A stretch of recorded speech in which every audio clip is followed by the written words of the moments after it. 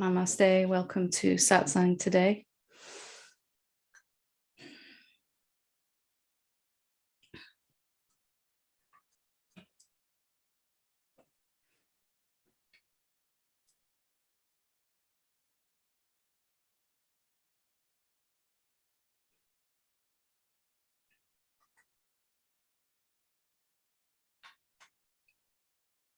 So today, here in Satsang, there's something I wanted to talk about that has come up a couple of times this week, and we had a question sent in via the contact form on the website. If you didn't know that you can do that, there's a form that you can send a question in, and it'll be read out anonymously. So if there's something you really want to ask but don't want to put your hand up, you can also do it that way. And this question really is a perfect example of what I really wanted to discuss today. So I'm going to read this question out and then I'm going to talk about it. And I'm fairly certain it will be of help to everyone, no matter how far we seem to have come down a path. Then it's going to have something there for all of us. So the question says, Dear Helen, could you offer some specific encouragement to those of us who've been on this path for so many years, yet don't seem to even have the glimpses that you often refer to? All your talks are so helpful, but I wonder if there is some very basic groundwork or ground attitudes I should be cultivating. Thank you. So what encouragement would I give for those that don't seem to be having glimpses? And I'm assuming by glimpses, when you send this question in, that you're referring to those moments where something seems to spontaneously open up inside us. Something seems to spontaneously kind of show itself, a deeper aspect of our being, the actual truth of who we are. Because what we're here for in Satsang is to come to recognize what we really are. We're not, in fact, this separate person that we have imagined ourselves to be. And Satsang is a way to come and see that clearly and to begin to live, perhaps even more importantly than seeing, to live as that, so that we begin to feel peace and joy and love more effortlessly, more continuously, in a stable way.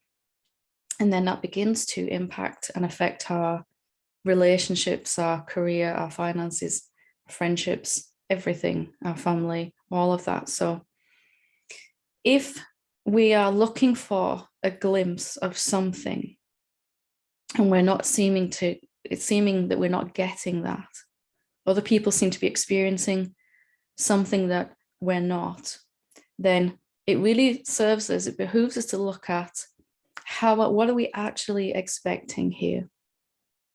Because there was a point in my own awakening, well, non-awakening at that point, where nothing seemed to be happening. There really weren't any glimpses at all.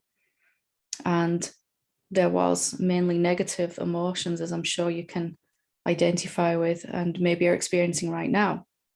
Frustration, despair, a lot of anger, a huge amount of unworthiness, that I must be doing something wrong. Otherwise, why aren't I getting these glimpses? And glimpses, as far as I understood them, were moments where something opens up, as I said, but they usually came, I'd heard, I'd read about, and I'd seen people have these moments where it would be anything from a couple of seconds or even half a second to a couple of years sometimes, where there's just this opening where it's obvious in that moment, or more obvious, that I am not limited at all, that I'm not separate to anything, that all there is consciousness, all there is a self.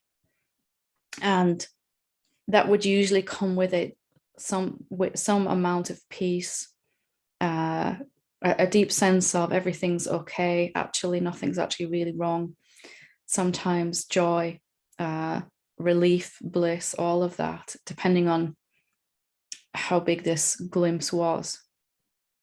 And for so many years, I chased those glimpses. I tried to get them. And then when they finally started to come, I tried to keep them, and I actually got, I took myself off down a, if this is the path to awakening, I went off down a cul-de-sac and avenue for quite some time, quite a few years, trying to get more of these glimpses, because that's the way I thought the awakening would come. And I had to really change how I thought about awakening. And really, to begin to have more of these glimpses ourselves, we're going to have to change how we think. So if we're not getting the results that we want, can we, without blaming ourselves, examine our thought processes to see if there is actually something we're thinking that's kind of impeding this? And when I began to really understand what I'm about to say, it changed everything for me. So I'd urge you to listen with an open mind to this, and without blaming yourself. We can't really know that we've been thinking in the wrong way until we know. And if we knew before we find out, then we would change as soon as we knew. But if you're only just finding something out today, then how could you be blamed for not getting it before then? So I'd like to challenge what you've said in this question, that you're not getting these glimpses. And I'd like to say something perhaps quite controversial. And I'd say that you're having these glimpses all the time, but maybe not recognizing them.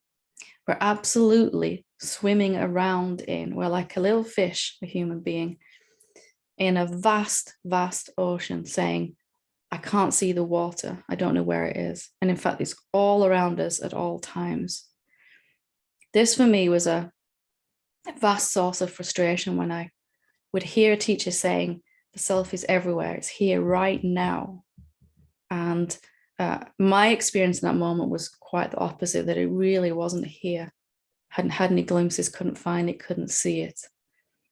So eventually I began to recognize that there must be something that could shift in the way that I'm looking. If it's here right now and it's everywhere at all times, the self, the consciousness, and it cannot be absent from anywhere by very definition, because it's infinite. And if I'm not seeing it right now, if I'm not perceiving it, it must be that I actually am perceiving it, but I'm not recognizing what I'm seeing. So I'm glimpsing the self all the time, but not really understanding what I'm perceiving, not really grasping the significance of it. And maybe I'm looking for some other state to come with it too. So the glimpse that you're probably talking about in your question is going to come with a lot of positive emotion, maybe joy and peace and all of that. But let's just for the moment separate that feeling, the nice feelings that generally come in one of those moments, from the actual glimpse itself, glimpsing of the truth in this moment. If it's here right now, then I must be perceiving it right now. We start with that basic premise, but maybe I haven't really understood, or maybe there's some ideas in the way. So if we talk about consciousness, the great self, the consciousness, the infinite consciousness, it's the same consciousness that is conscious of what your ears are hearing right now and what your eyes are seeing. Same consciousness. I'm conscious of these words coming out right now. That is the infinite consciousness right there. But in most of us, that kind of glimpse is not valued. It's not given any kind of significance. Well, I'm just conscious, so what? I've always had this consciousness, no big deal. Or if we stop in between these words I'm speaking and listen to the silence that's there, that is the same infinite silence. What you just heard was the same infinite silence. When we listen to the silence, the infinite silence, the quietness, that is it right there. So when I recognize intuitively that I am infinite in every way. It's the same silence, the same consciousness that you've recognized in between these words. And the same consciousness that's conscious of your thoughts, conscious of not having a glimpse. If I ask you to be aware of how your body feels right now, is your body comfortable or uncomfortable? Is it hungry? Is it tired? Is it in pain, or is it blissed out? It's the same awareness, pure awareness that's knowing how your body feels right now. I'm aware of how my body feels. We say that, but do we really give any significance to that awareness? Also, if you walk into a room, or if you just look at the room you're sitting in right now, how much significance do you give this infinite space? Much more significance is given to the objects in the room than the space in which those objects are appearing. And if we're all really honest, isn't the space kind of treated as just something absolutely unimportant, necessary? It's there, but we never give it any attention at all. Much more attention goes to what I'm aware of than the awareness. Much more attention is probably going to the words I'm speaking right now than the silence that's underneath them and around them and inside them. Are you listening to these words trying to get something out of them? Or are you just listening and hearing the silence and the words, the silence and the words? When I began to really get this, it began to change everything. This same silence I'm glimpsing now, hearing, is a beautiful infinite silence that all the masters and sages and teachers have spoken about, all the awakened beings. So then my question became, well, why is my experience of it different? If one being can listen to the infinite silence and feel waves of peace and bliss and joy and just feel utterly moved to tears, why, when I listen to the silence, is it just dull and boring? What's the difference in that? And how do I go about having the same kind of depth of intimacy with the silences these great teachers and sages must have be having? I can't seem to speak this morning, so bear with me. Why, in one body, mind vehicle, does hearing the silence produce these waves of infinite peace? And why, where I was at the time, when I listened to the silence, does it bring frustration, despair? And it's got to be only one thing: my ideas about the silence. So if I'm listening to the silence or noticing the space in the room or recognizing my awareness, but firstly, I feel I'm separate to that awareness. And here is, in the glimpse, there's a hope for something else, something extraordinary. I want a glimpse of something extraordinary. But right there in that word, extraordinary, mustn't it be hidden right inside what is ordinary and overlooked by most human beings?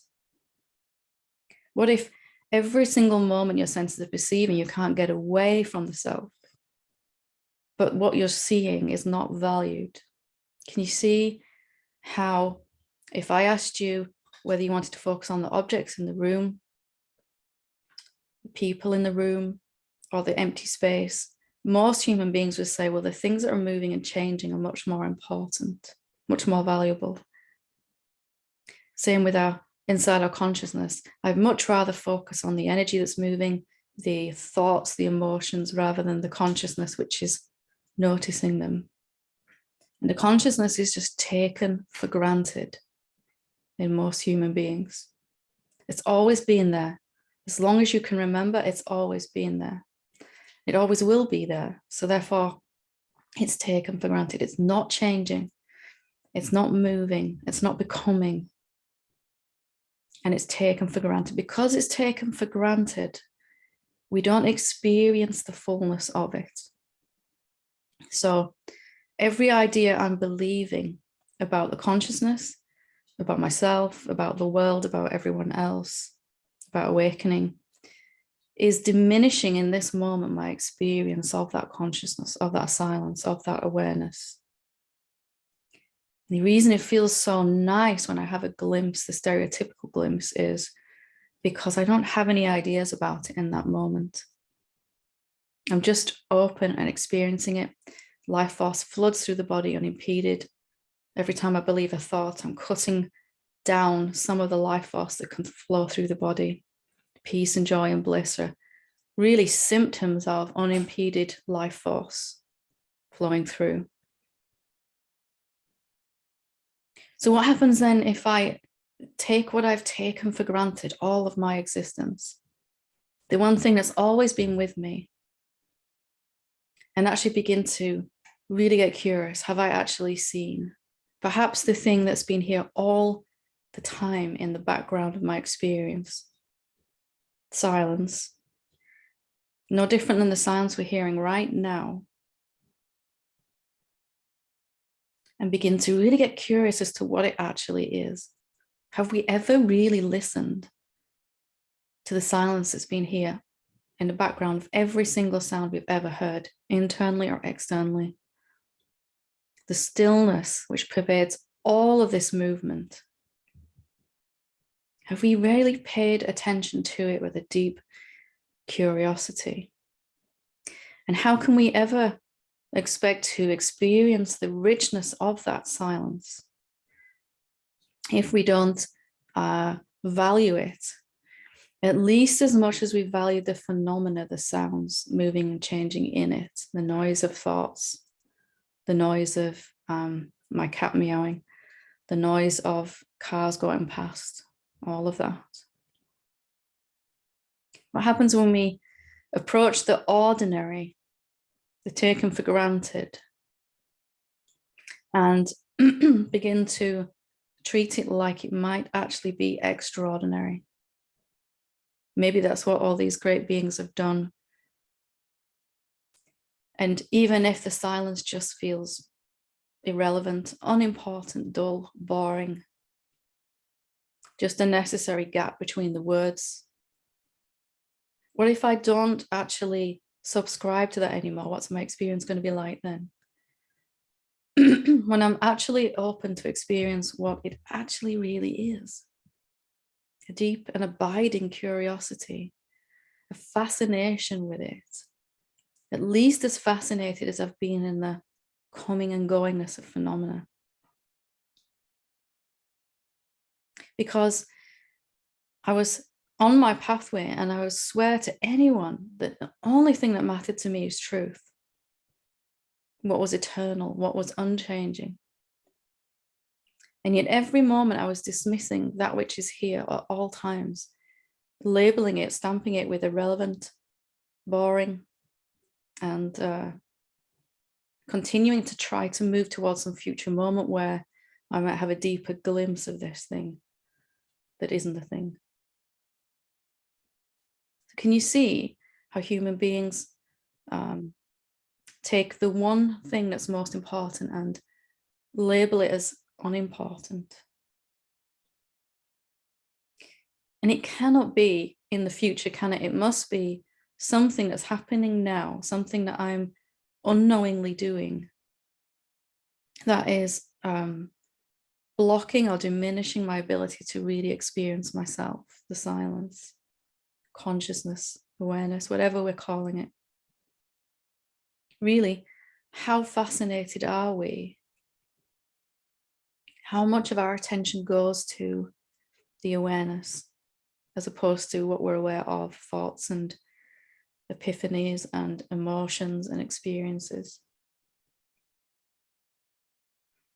And if there's one thing that every awakened being has done consistently, it's develop this fascination with what everyone else takes for granted and overlooks and ignores. As if every little moment of silence is a keyhole, a tiny hole, and when you look through it, takes you into this infinite revelation. What is ordinary becomes revealed as extraordinary, hidden in the ordinary, totally relevant, hidden in the irrelevant. The one resource we have at all times is the background of our experience, whether we're calling that stillness, silence, awareness, consciousness, this moment, presence, beingness, I amness, noumenon, self. It's always here, and yet how much are we interested in it in this moment? Or are we trying to race ahead to some future moment, having already stamped this moment with, it's not here. It's not here right now. How much do you think that we close off the life force, our ability to really feel deep peace? If the one thing that's here all times, we're approaching it in this moment with this sense that it's not here, I can't see it, I'm not noticing it. And again, this isn't without blame. We don't need to blame ourselves. We can just see that as human beings, we've been trained to overlook that which is here all the time. Just like the fish that's looking for the water, that is completely immersed in it. Completely. So what if it was 180 degrees on what you said in your question? What if you're glimpsing all the time, but the significance hasn't hit you of what you're actually perceiving? There isn't some other silence than that which is in between these words right now.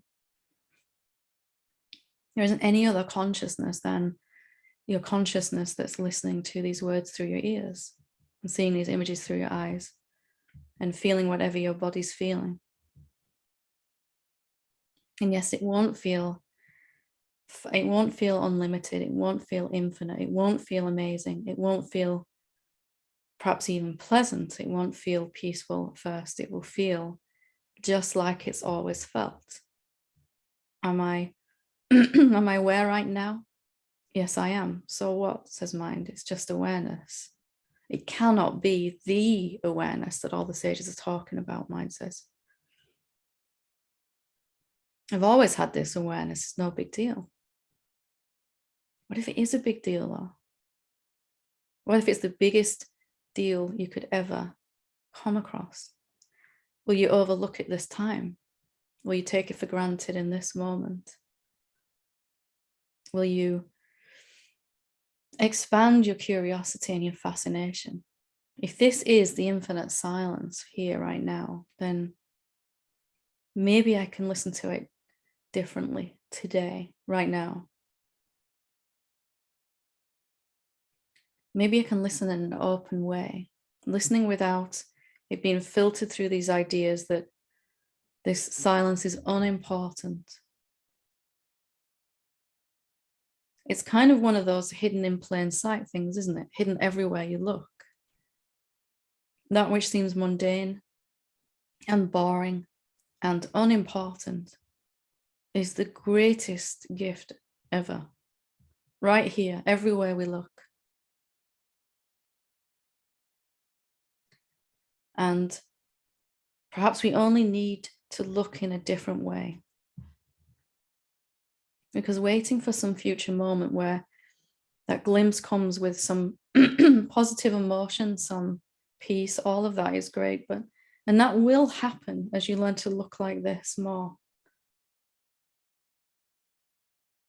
But if our starting premise is that what I'm seeing and perceiving right now isn't the self, isn't the consciousness,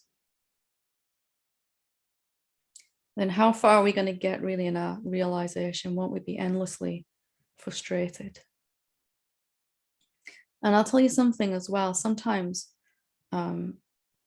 it's very lucky that we don't have some of these glimpses where, people rolling around on the floor, sobbing and, people shaking and jumping and doing all kinds of crazy things after a realization.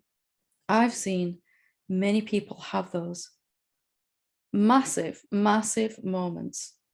And then the very next day, it's all forgotten. It's all gone. They can't remember what they've seen. They can't even remember seeing it. It's just clouded over because their mechanism is still to look for some future moment, not to be able to appreciate what's already here.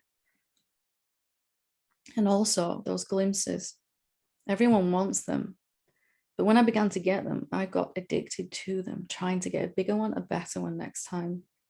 Totally went off down an avenue for 2 or 3 years, chasing experiences again, which I'd stopped doing for a while. Whatever we want must be here right now. It must be.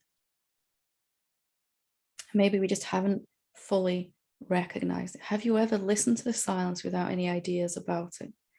Without any ideas about yourself, or that you're separate to it? If you just put all that down for a moment and listen. All your ideas about the fact that you're not aware an awakened being is, or something like that. What happens when you listen to the silence or notice the consciousness then? What is that then? And for me, I had to start again in this way. I had to start again.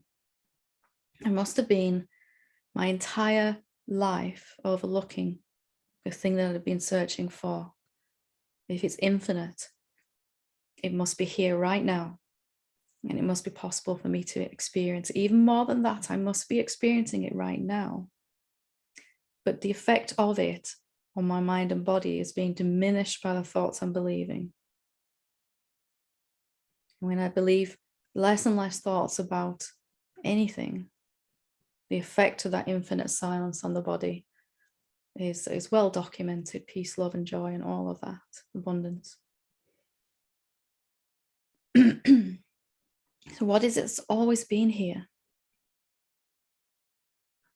Whether you recognize it first as stillness, silence, consciousness, awareness, beingness, presence, I amness, the sense of existence, this moment, the sense that you are here, whether we call it the Numananda self with capital S, there are 100,000 names for it.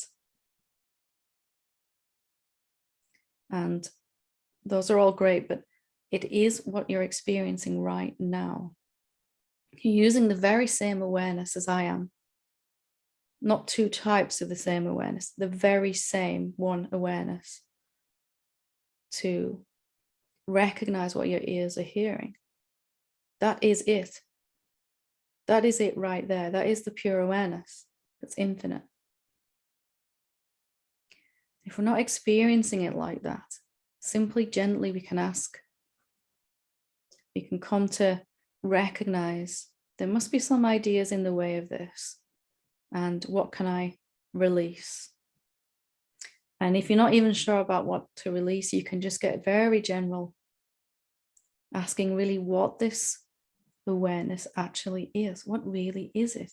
How many times have we just said the word awareness, rubber stamped it, that's awareness, and then not really given it any kind of curiosity?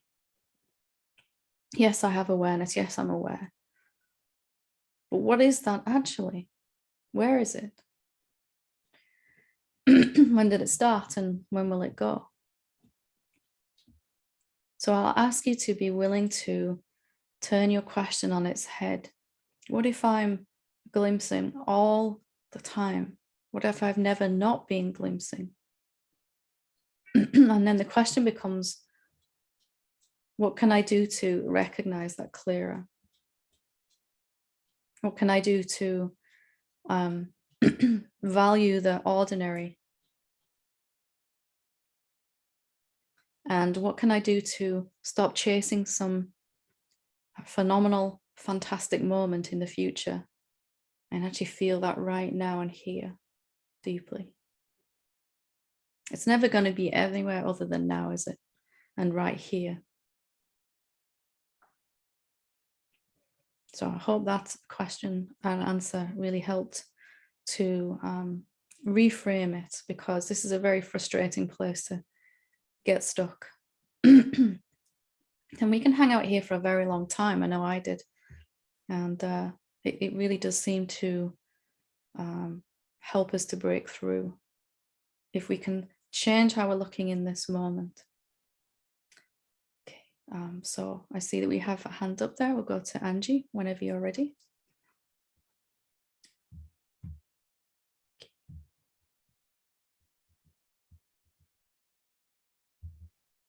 Oh, thank you. There we go. That was a lovely talk. Thank you for that, Helen. That was great. Just bringing it right back to the ordinary, obvious. We're always looking for something amazing, and we've heard it said that it's amazing and it comes with all this peace and everything, but that doesn't help us if we can't find it right now, does it? You know? Exactly. I want to ask you a question. I've finally found the willingness and able to overcome massive resistance to identifying a very core belief. And I'm starting to question, is this true? And I've listened repeatedly to your instructions on YouTube about contemplation and how to go through that.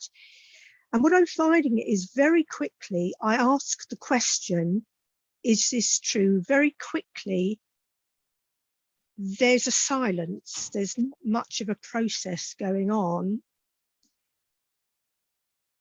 And so I'm wondering, is that effective? Or, I mean, having said that, it's a very unexamined belief up till now, and it's very much running the life of Angie as the reflection of believing that belief. But when I do ask, very quickly, I'm just sitting in a sort of a silence. Yeah. So I wonder if you could just comment on that. Yeah, it's very common. Sometimes we'll ask, is this true? And there'd be lots of phenomenal answers first, you know, so mine saying, yes, it is true. And also mine going, no, it's not true. You know, it's not true, you know, and then emotional answers and energy shifting and, you know, all that kind of phenomenal answers. Eventually, however long that period takes, we'll come back to the silence, the non-phenomenal answer to the question. And the silence is, in a way, the ultimate answer to any question, the place where the question doesn't exist anymore, or the questioner even, or the belief. There's just the silence, as we were saying. Sometimes that will happen straight away because the silence will be perceived straight away. Sometimes the very next day you might ask the same question and there's a lot of phenomenal answers seemingly first before you get to the silence. Yeah. And that really doesn't matter as long as you get this, you hit the silence with the question each time. So that could take 2 seconds, 2 minutes, 2 hours, 2 days in that. So a good time to ask this question is when I recognize the focus is going on the phenomena that's showing up as a result. I mean, the experience of the belief, yeah. As soon as I'm starting to get anxious about my health or some symptoms or so on, I've now recognized the core belief that at this point in time, I believe is the root of all that. So as soon as I start to get caught up in that, I can ask if it's true. And if I go straight to silence, then job done in a way for that time. Yes, absolutely. And enjoy the silence then until some phenomenal stuff starts to happen again, some experience of the belief again. You've got to realize as well to even see, oh my God, this belief has been running my entire existence. You're already, even to get to the point where you can form the question, you're already massively coming out of being able to believe it, to be able to see it, to see that it's been running, even if you see its effects still occurring in the body, then you're already getting some huge distance from it to even be able to say to me, you know, this, I've just seen this belief and it's like, whoa, this has been going for such a long time and having such pronounced. So can you see that even to be able to recognize that, you must be getting clear of it already? So it's not really very surprising that you hit the silence fairly quickly or even immediately.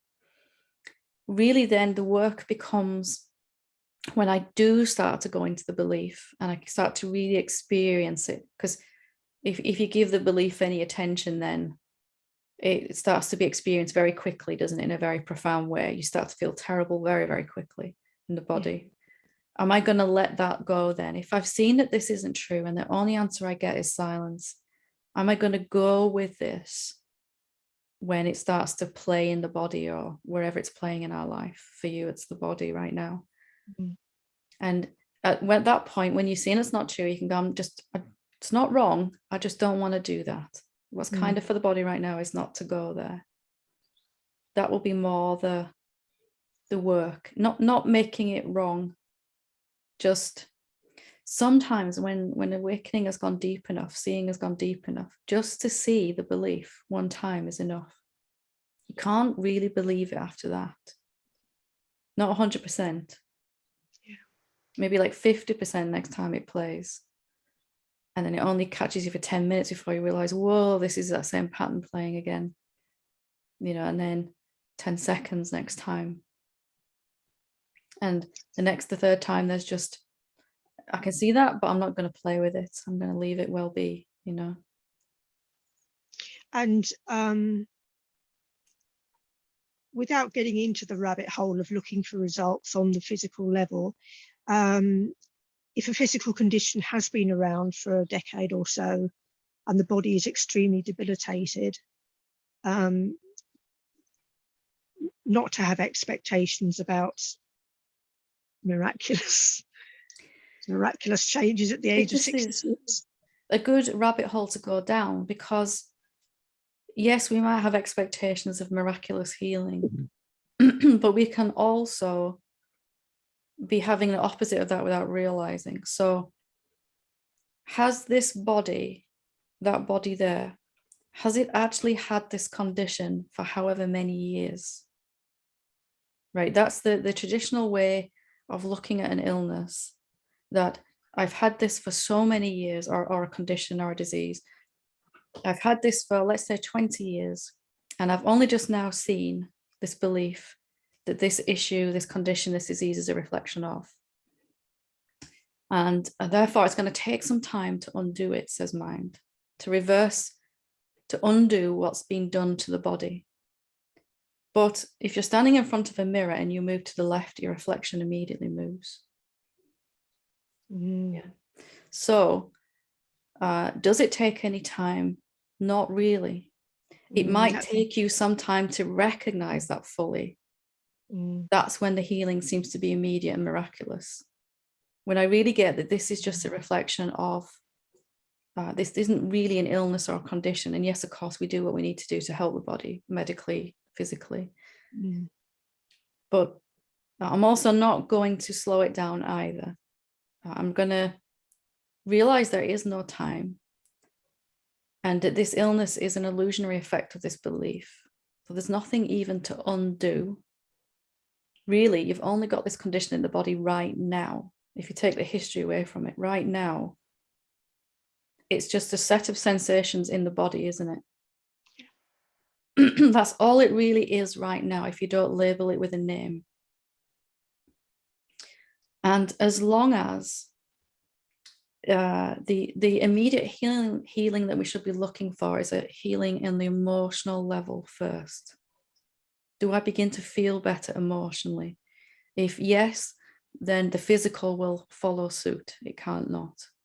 If the majority of the time you're feeling emotionally much more well, then the physical is going to follow suit. Just as perhaps most of the time you've been emotionally feeling unwell, feeling some negative emotion, and the body follows suit. Yeah. So. Oh, Helen, that's brilliant. It's so nice to talk to you again. Wonderful. And it's wonderful to talk to you. You've raised something that affects so many people, isn't it? Because as soon as we see the belief, mind's going to go, right, this should clear up in 2 seconds then. but the body's always kind of lagging behind a little bit in time, just a little bit. But are you noticing the signs right now? Do you feel even just a little bit more excited right now? A little bit more energy right now? Yeah, I feel empowered. I feel last. And there's the life force flowing through now, isn't it? Yeah.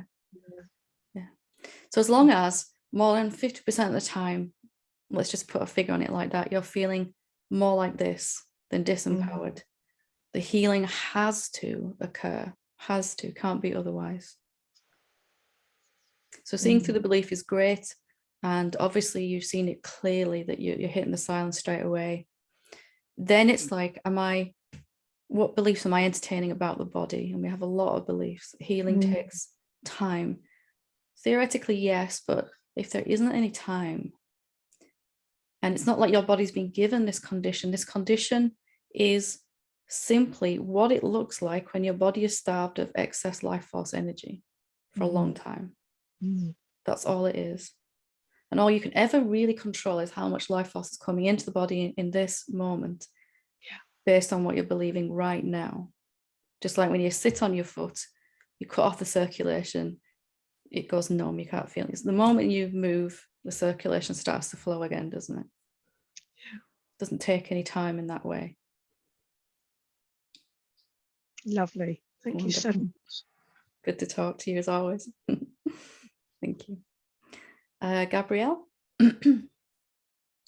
Hi. Hi. Same question, really. Thank you for that.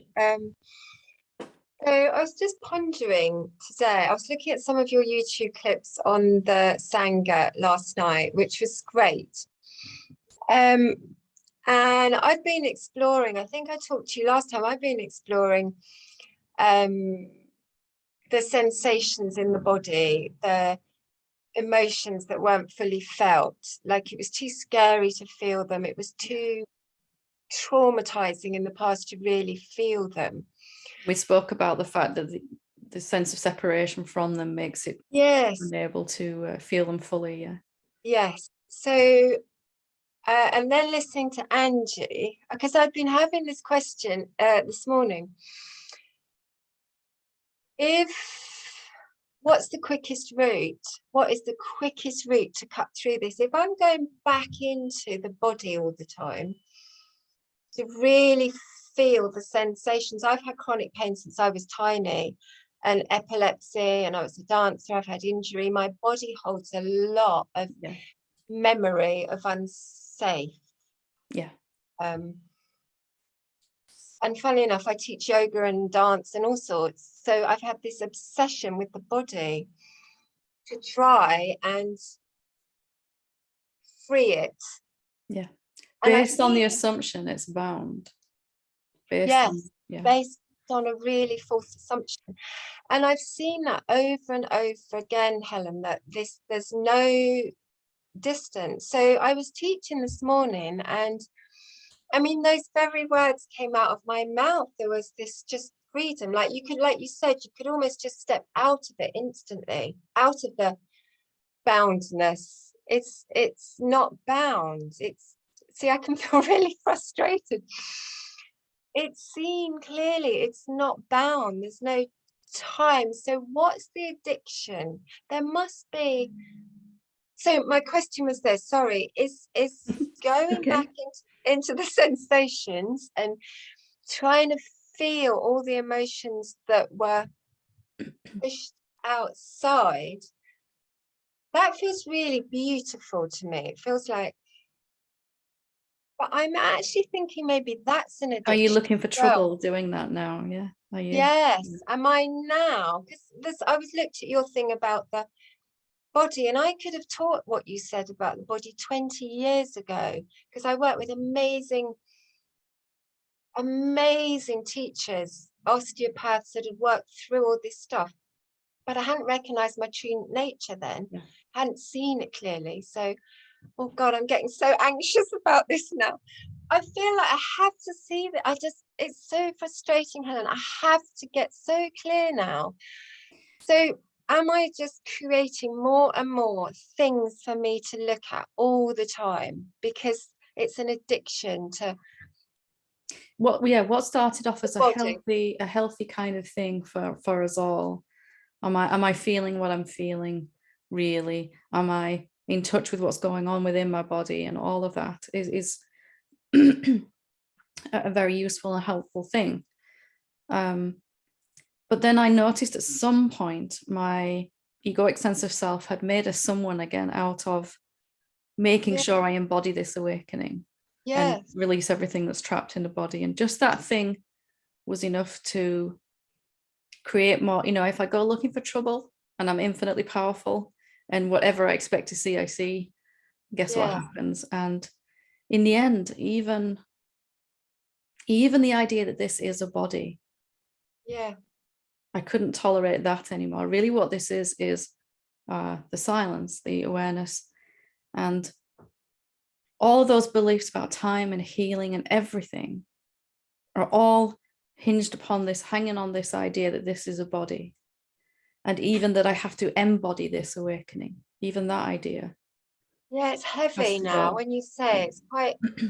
So I think I'm doing that again. I'm just picking up something for the mind to keep searching. Something that the hamster in its wheel wants to keep going, right? Something wants to make a process and reach some progress, and it will find 1,000 subtle ways to do that. And here's one of them. I haven't fully embodied this yet, or else this ache and this pain would go. And I'm not for a second suggesting, if the body's hurting or the body's ill, do what we need to do to look after it. But am I going to entertain the idea that this is actually a human body? When I'm saying that the self is everywhere and infinite and I am infinite, and then I'm believing this is a body, of course that's going to reflect in the body as some kind of this deep disturbance, because I'm not really infinite then. There's infinite and this body. There's two things. Conflict, isn't it? I'm not agreeing. Yeah. Thank you. I'm not agreeing with the silence in that moment, am I? I'm agreeing with the limitation. Yeah. And if there's anything that you need to look at in the body, it will show you anyway. You won't be able to avoid it. I'm not saying ignore the body, but it's a very subtle thing. What started off as something useful and investigative, after a while is co-opted by the egoic sense of self, and made into ways to continue seeking. The ego's written a book, 101 ways to keep seeking. It loves it, doesn't it? It loves seeking. It loves, because this morning I could feel all this anger and resentment, and I was like, wow, I'm really feeling this for the first time, and it was beautiful. It's just like waves of energy going through me, and it was gorgeous in that moment. And I thought all the pain, and I'd asked my hip its questions, and and it was very open experience, and it was just beautiful. And then I got up and I thought, like I said the other day, the pain's still there. So I think that's it, isn't it? I'm still if I want something to work on, if I want something to work on, I'll find something. Could there be a core belief under that it's not safe to be free, or something like that? That it's not. Could be, but there would usually be some kind of fear with that, or some tension in the body. There is if I go in, there's tension. Yes. So for me, the question then became, what really is this? What is this? And when I see its awareness, or the self, or the noumenon, or consciousness, there's nothing then that it has to then reflect that belief. The body will experience, it will be felt more, it will feel more light and empty and free. It probably would weigh the same on the scales as it did before, but it just seems to feel lighter, something like that. And not quite so solid. Still can't walk through walls. I haven't mastered that one yet, and I'll let you know if I do, but it doesn't feel so dense, and the energy flowing through it is much faster and higher frequency and all of that. So it's just this tendency to look for, just noticing something wants to keep traveling. Can you see it? Yeah, it wants to keep going. It definitely wants to keep going. So helpful. I definitely know life experience has changed a lot. So reflections back of life is very different, and relationships and things. are getting the reflection's very different to how it used to be. But this is just really, I would say, peeing me off now. Because so let's notice that this is on some level, some subtle level, a way to avoid being in this moment. Still trying to get to yes, something. it's a running that came up. Thank you. So I can just sit here in this moment more fully. I'm not going to make that wrong, that running towards some future moment. It's exhausting. I don't want to do it now. And can I just check in with what are my senses? What am I seeing through my eyes? What am I hearing through my ears? And just anchoring myself in this moment. Noticing what's noticing. And you automatically stop traveling then, don't you? It's just doing that more often. You can being here. Your body so it's much simpler, isn't it? Much simpler. Yeah. That tension is what the body feels in result, in reflection of this. I got to get somewhere still. Got to find something else. There's always something else. Yeah. Thank you. In the end, all it comes down to is just every now and again stopping, taking a moment. Yeah. Am I here right now, or am I running towards some future moment? Yeah. Brilliant. Could be just a breath, right? As you get out the car, or you walk in somewhere, or you're about to go see someone, just every now and again, am I here right now? Am I really here? So simple, isn't it? Yeah. Simple. It just becomes a habit then, and the body just relaxes then, and it's feeling the effects of our forward motion all the time. Yeah, I can feel the conflict between what's known and what's still going on. That's what it feels like. It's just conflicted information. And for so long we wait for the seekingness, the getting somewhereness to stop. Eventually you realize that's not going to happen. I just step away from it. Just step away from it. I'd rather be here now in the fullness of this moment. And actually, interestingly, what you said, because I just had peak experience after peak experience after peak experience. That stuff is really addictive. Oh, not even that. It's just, it was really addictive. But that was where I thought it was going to end up for years. And then I think, like you, there was a seeing that was just experience, and that wasn't it. But I think it was been so massive. Yeah. There's still a part of me that thinks it's some kind of I'll be special, or there'll be some kind of angels will finally come and hug me, and God will finally come and I mean, that's true. That's true. Nobody knows that you've seen the truth in the end, and that you're living it in a deep way. Maybe until you open your mouth, and maybe not even then if they don't want to see it themselves. It's just a very ordinary thing. What you're seeing is the same, but the way you're seeing it is completely done a 180, and there's just calmness and peace in the body. And that's a really and what's totally private thing.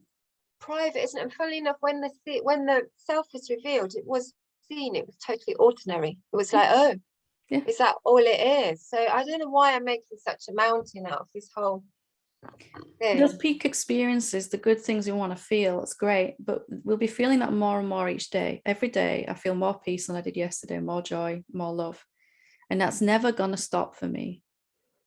And that's about as peak as I can handle anyway. Each day, each moment, there's more available. There's plenty. And these peak experiences are great, but when they're gone, they're gone. They're going to go. And also, for me, they really blew the system apart. They were so massive. It's very hard for the body to deal with all of the energy that's liberated all at once in one of those big moments, and it struggles. Much better incrementally, tiny realization after tiny realization. Yeah, it's almost like for me going, because it was like a corset coming off me. I could feel it pinging off. And I was running down the beach going, wow, I'm so free. Next minute, I'm so bound. Oh my God, what am I going to do? Well, I couldn't walk for 2 years after that. I just literally couldn't move. And most of us can't do that, you see, because we have a job to go to the next day. We have the kids to look after. I had to work. I worked, but I literally could hardly move. So, it's grim. So, thank you. Thanks, Helen. Wonderful. Lovely. Vicky, whenever you're ready. Unmute there. Can you hear me now? Wonderful. Hi. Hi, thank you for Satsang. Wonderful. Thank you. Can you say something about the seeming absence of feeling, or there not being the peaks and the lows somehow evening out, and there being a sort of as it is sort of feeling? Just kind of a levelness that's... Yeah, which seems strange, but just is. You know, it's just it's a change. Something's changed. Yeah.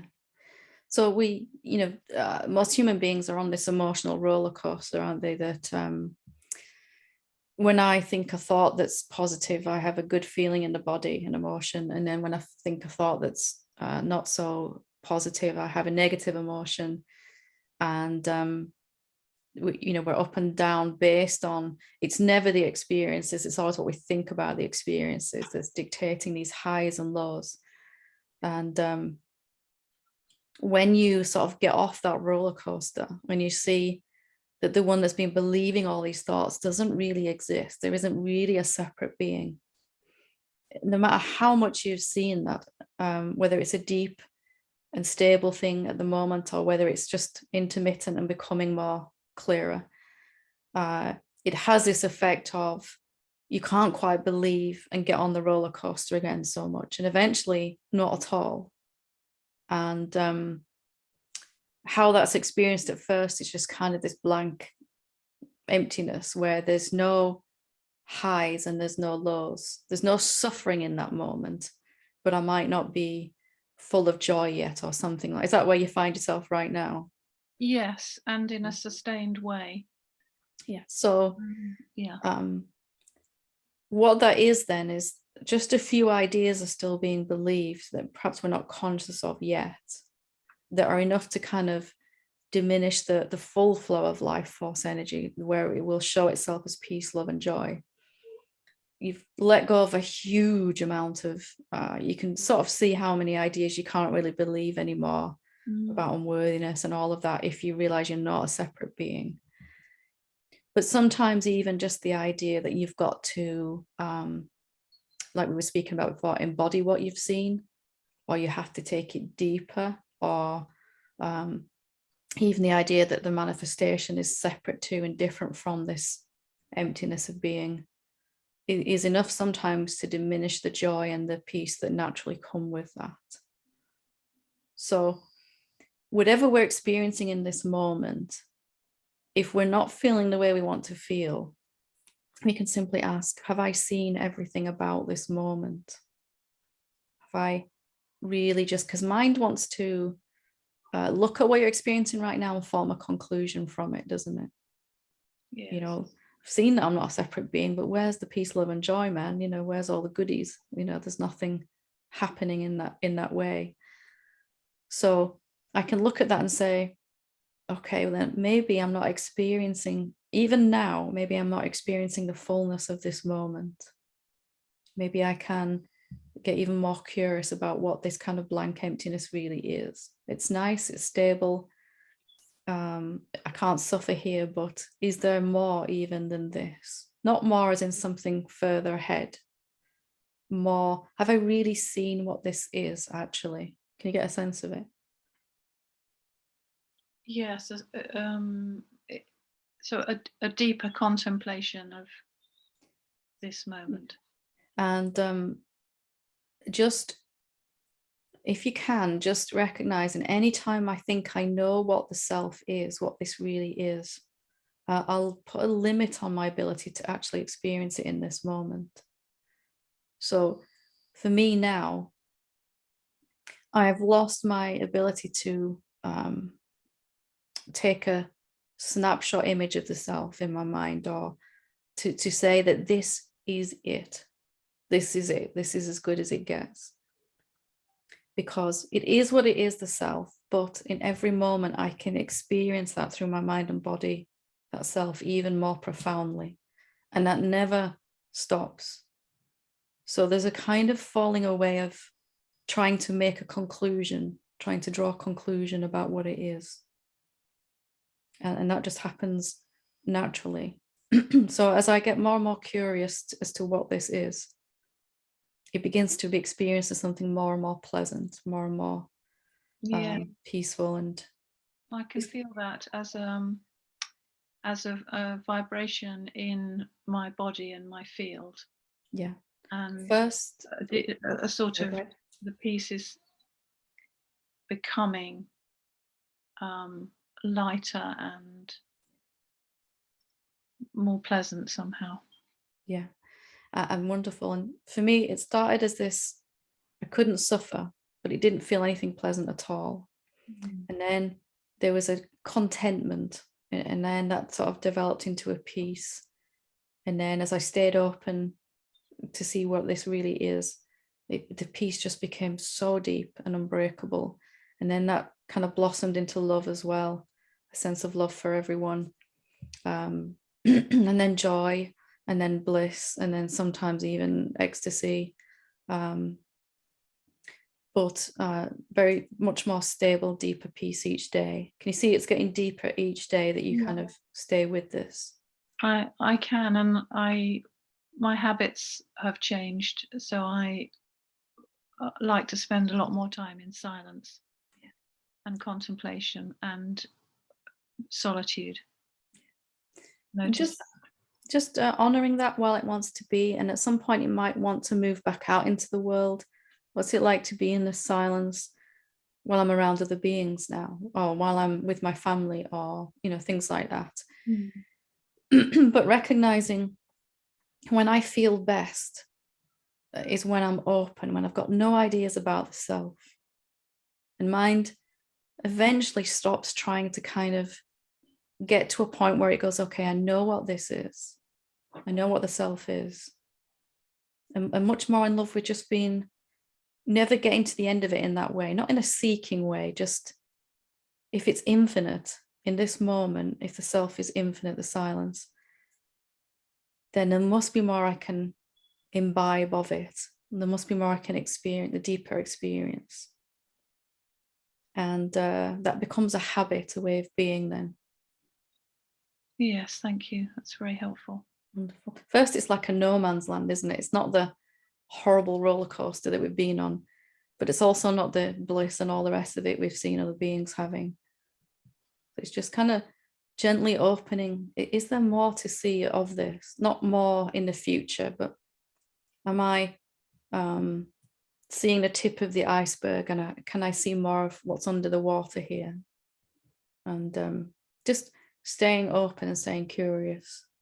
There's nothing that feels better as a human being than not knowing anything, even about the self, even about the whatever you've realized. Of course, that's realized and it has its impact, but just letting that go, that aha moment when it's gone, and opening up again. What is there to see now about this? And you feel your body responds to that as well. It feels nice in the body to be open. Yes. Wonderful. Thank you. Well done. Thank you. Lovely. Okay, so seems like a good place there to leave it for today. Thank you. So just a reminder, before I finish recording, there isn't a satsang next week because I'm on holiday for a week. And after that, it will be Thursdays, alternating Thursday mornings at this time, same time as this one was today, and Thursday evenings. So thank you. Namaste. Thank you, Helen. Thank you. Thank you. Wonderful.